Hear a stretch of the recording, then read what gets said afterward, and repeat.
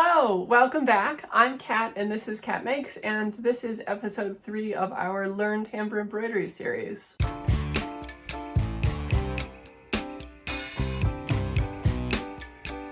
Today we're going to be learning how to add beads to our stitch, and I've got 2 different ways to teach you, but if you haven't seen it, go back and watch the previous video on forming the basic stitch, because I'm going to be skipping over some of those things and I want you to have all the information you need to get started. Before we get started, I'm going to share a brief history of tambour embroidery because I think it's really interesting and also relevant to understanding how the stitches are formed.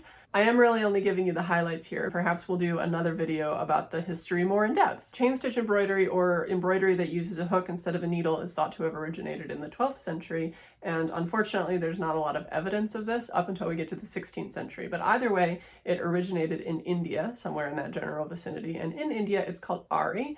Ari is the Hindu word for hook, so a kind of an obvious direct translation there. But it is worth mentioning that there are a lot of different regional styles of embroidery all around India, and a lot of them have different names for the same technique but sort of used in different ways or with different motifs or different materials, etc. There is still a really beautiful, rich tradition of Ari embroidery in many different parts of India, and if you want to fall down that rabbit hole, I have a lot of recommendations, but I'll leave you with one, which is a fashion designer. His name is Rahul Mishra, and his presentation at the Paris Haute Couture show in 2023, so just this year, just a couple months ago, was called We the People, and it's a celebration of the craftsmen that actually participate in the work. It's really worth having a look at some of those beautiful pieces because, first of all, they celebrate those Indian craftsmen, and also they're a really great demonstration of what you can do with the Ari technique. So we're going to fast forward a little bit through history from the 12th to 16th century. Globalization happens, trade routes open up, and this technique, the chain stitch embroidery technique, makes its way back to the European continent, and specifically to a town in France called Luneville.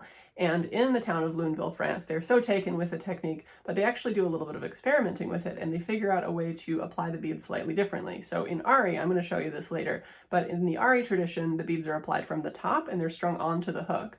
And in the Luneville tradition, they figured out that you could actually string the beads onto the thread and work from the bottom. So they actually flipped the frame upside down. And then finally, we get to the name tambour, which translates to drum in French and describes the way that the fabric is stretched tight like a drum over a hoop or over the frame while you're working. There's lots of other history here. Madame de Pompadour gets obsessed with a particular style of tambour embroidery that she practices as a hobby. King Tut gets exhumed, and as a direct result, there's a period of time where we're knowingly embroidering sequins that will dissolve if they're exposed to water, such as rain or sweat, onto dresses that ladies are wearing out to dance in the evenings. There's so much more history here to get into, so if you're interested, let me know in the comments and we'll do a history episode. But the important thing to know here is that there are 2 different ways to apply beads. They both have these beautiful, rich traditions in history, and they're both useful. They both have their pros and cons, so let's get into it. First, we're going to use the Luneville technique. We're going to work with pre-strung beads. I like to buy my beads in hanks because it means I don't have to string them, but if you do buy loose beads, and I still do because sometimes the colors that I want are not available in hanks,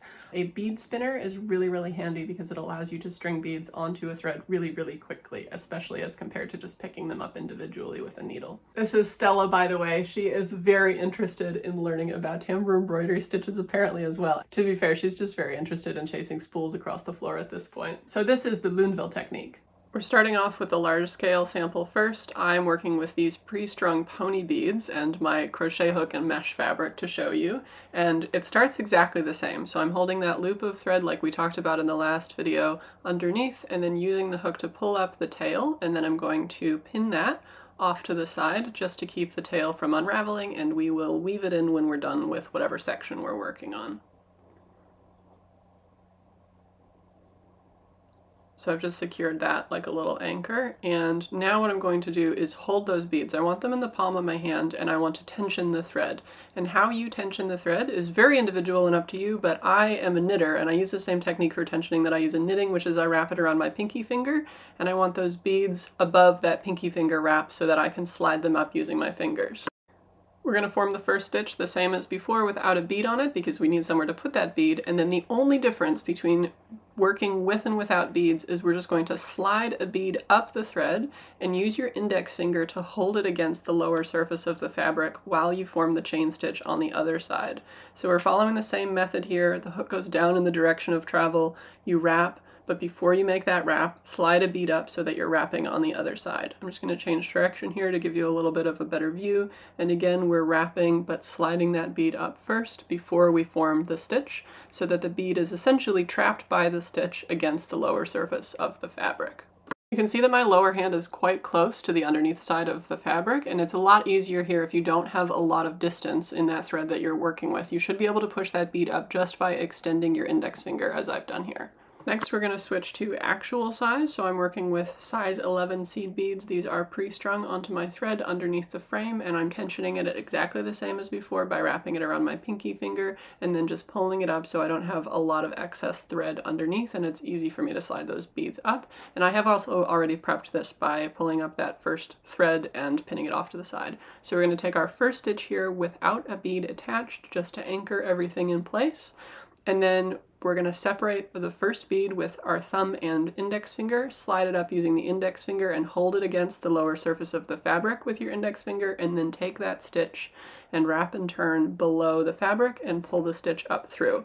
So that first bead is now trapped against the lower surface of the fabric, and again we're just going to slide a bead up, wrap and turn, and secure that stitch underneath the bead, and we're just going to keep going. I do want to talk really briefly about the direction of travel and the way that we wrap and turn. This was a really good question on my last video that I didn't mention because it can be really confusing when you're just kind of focusing on forming that first stitch. But the rule is when you're beading away from you, so when you're stitching away from you as I am here, you want to do your wrap and your turn. So your wrap of your thread and the turn of your hook counterclockwise. And then when you're stitching towards you, and I'm about to stitch direction here so you can see that, you're going to wrap your thread and you're going to turn your hook clockwise. That sounds more complicated than it actually is. You will intuitively figure out what the boundaries are and whether it is easiest when stitching in a given direction to wrap clockwise or counterclockwise, but the most important thing to remember here is to always turn your hook in the same direction that you're wrapping your thread, and that will help keep the thread on the needle and keep it from coming unhooked underneath.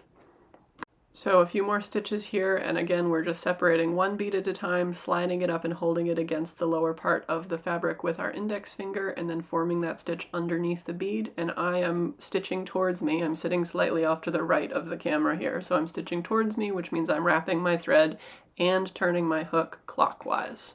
The best way to practice this is by changing directions whenever you feel like you're getting comfortable with the direction, and then just keep going like that over and over again until you got the hang of it. Also make sure as you're stitching that you're pushing against the back of the head of that hook, so whichever direction is opposite the direction the knob is facing, pushing against that direction to clear a little hole for the hook to pass through without snagging the fabric. And that is the Luneville method, adding beads from the bottom of the work. When you finish with a section or you're ready to switch colors, just trim the thread underneath the work, leave about a 4-inch tail, and then use your hook to pull that thread up through the last loop. And then we're going to go horizontally with our hook, and we're going to weave that little thread tail in through the last sort of 4 to 6 stitches is usually enough. It does kind of depend on your own comfort levels here, but we're just going to go underneath the chain stitch that's on the back of the fabric horizontally, and then again just clear that stitch by pushing against the back of the head of the hook, and then once you've woven it in through the last few stitches, pull it off to the side and snip your thread, and then you're done. And then we're going to go back and do exactly the same for our starting tail. We're just going to pull that through sort of 4 to 6 stitches once again, pushing against the back of the head of the hook to make sure that it clears those stitches and doesn't snag on anything. And then when you're happy with the number of threads you've woven through, trim it off and move on to your next section. Next, we're going to use the Aari technique, which uses loose beads, and we're going to work from the top. With this technique, you can either use an Aari hook, which is a little bit narrower and a little bit longer, which allows you to pick up more beads at a time, or you can use the tambour hook, which I quite like because the tambour hook is not as flexible as Aari hooks, and I find it a little bit easier to work with. But again, experiment and find whatever technique works best for you. Starting with the mesh again so you can see what's going on, and I've already anchored my thread. The key difference here is that I've loaded those beads up onto my crochet hook. I'm going to take one stitch without adding a bead, and then I'm going to slide a bead down off the hook and onto that loop with my index finger, so over the head of the hook and sitting on the loop, and then I'm going to make the stitch on the other side. And then again pulling up that loop, so now I have a new loop to slide a new bead down off of my hook, and then finishing the stitch on the other side. all the way repeating until you've run out of beads, which in this case for me is right now. So I'm going to take one more stitch so that I can bring up a loop, which would be where I would be adding my next bead, and I'm just going to make that loop a little bit bigger and then let go of it, and then I need to go get some more beads. So I'm going to take you over to what that looks like. I have a little bit of a soft surface here. I'll show you what that looks like for my seed beads later, but I'm going to pick those beads up using my second finger to hold them on. And then I've come back to my hoop and I can pick up that loop, pull the excess down to the base, and then slide that bead on and carry on stitching. So this is a little bit of a back and forth, right? Because those beads are not in ready supply as they are in the Luneville technique.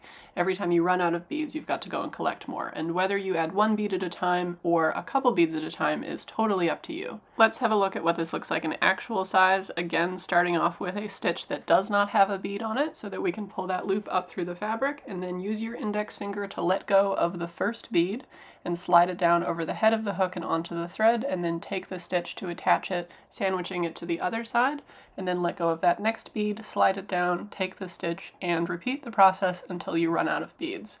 So this is my last bead. Again, I'm going to pull up that little loop that's a little bit bigger and hold on to the thread. So don't let go of that with your hand there as you go to collect your beads. And then with my other hand, I'm going to collect my beads. I like to use a little piece of suede when I'm dealing with seed beads because you can't pierce it with the hook, but it'll keep the beads from running around. So we collect them, then we come back to our fabric and picking up exactly where we left off, slide that bead down and pull the excess down to the base of the fabric, and then carry on stitching like this until, again, you run out of beads. And I'm just going to show you what this looks like for a little while so that you can kind of wrap your head around it. I've run out of beads here, so I'm going to leave that excess again, go back to collect some more off of my suede. And you can collect as many as you like here. You will run out of length on your tambour hook, and like I said, you can just do one at a time, especially as you're starting.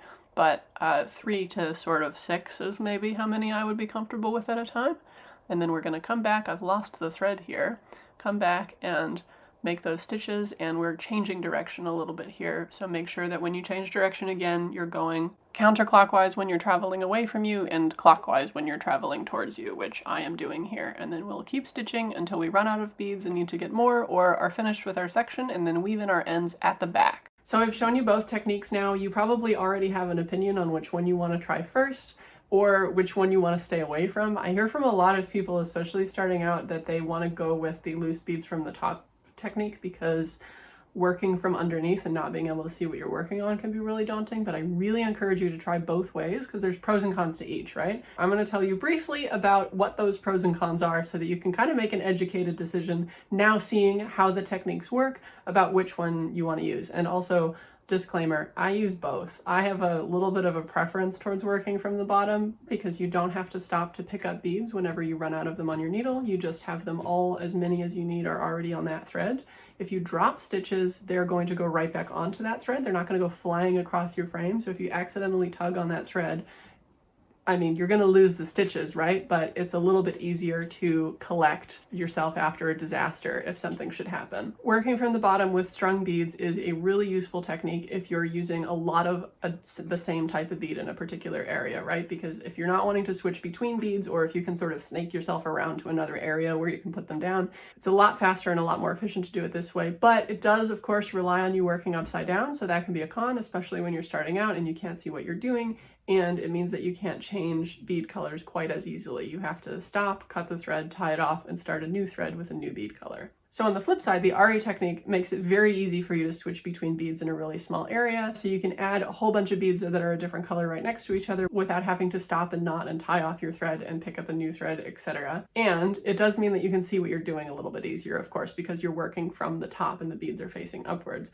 However, the main limitation of working from the top is that the beads have to fit over the hook, and we're a little bit limited with the Tambour Embroidery hook. Some brands of size 11 seed beads won't fit, others will. It's a little bit inconvenient, and you can't really work with any beads that are smaller than that size 11. So the main limitation of the Aari technique is that you can only use beads that fit over the needle, and not all beads fit over the needle. I use both, and there are definitely times where I can only use one or only use the other in order to achieve the look that I'm going for. Finally, just a couple of tips to keep in mind as you're practicing with those beads, and some of these are repeats from the last videos, but they definitely still apply.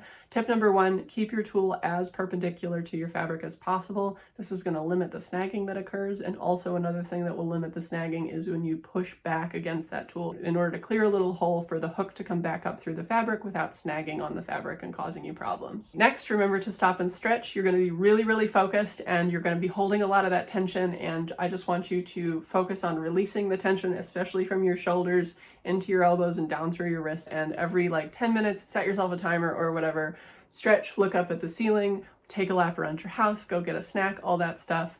Don't sit in one place for too long. Your back will thank me later. And also, lastly, related to that, stop and take a break if you get frustrated. It's so easy to get frustrated with this because your brain is learning a new skill and your hands are learning how to communicate with your brain in a different way as you're like doing all this twisting, and now we're sliding beads up the string, and it's all very complicated, and it's only one stitch, and I promise you can do it, but there is a little bit of a learning curve here, and don't feel bad if you don't get it right away. I certainly did it. It's just one of those things that takes a little bit of practice, so make sure that you stop and take a break if you need to. And that's what I have for you today. So the next video, we're going to tackle some things that are different shapes than a regular seed bead that you might wish to apply. So we're going to talk about sequins and bugle beads and a few other different types of embellishments that you can add to your embroidery, and some little tips and tricks. Now, keeping in mind that of course this is just the same stitch, right? So it's not going to be vastly different. If you want to jump ahead and try, if you've got some bugle beads around or some sequins, you can certainly try, but I'm just going to give you a couple tips and tricks for dealing with those things in the next video. So stick around if you want to see that, of course. And then in future videos after that, we're going to start talking about design, which is super, super exciting, designing your own pieces of tambour embroidery. And of course, let me know if you have any questions in the comments. We're getting some really, really good questions so far. I'm really impressed with you guys, and your like level of detail is just really exciting, and I'm a huge nerd about this and I love to talk about it. So keep it up with the awesome questions. We'll do a little bit of a roundup at the end with some frequently asked questions as well. And if you're following along and taking your first stitches and adding beads for the first time with tambour embroidery, please, please, please, please, please tag me in a picture. If you post it anywhere, I'm on basically all of the social medias. I'd love to see your progress. Thank you so much for following along, and I will see you next week for sequins and bugle beads. Bye!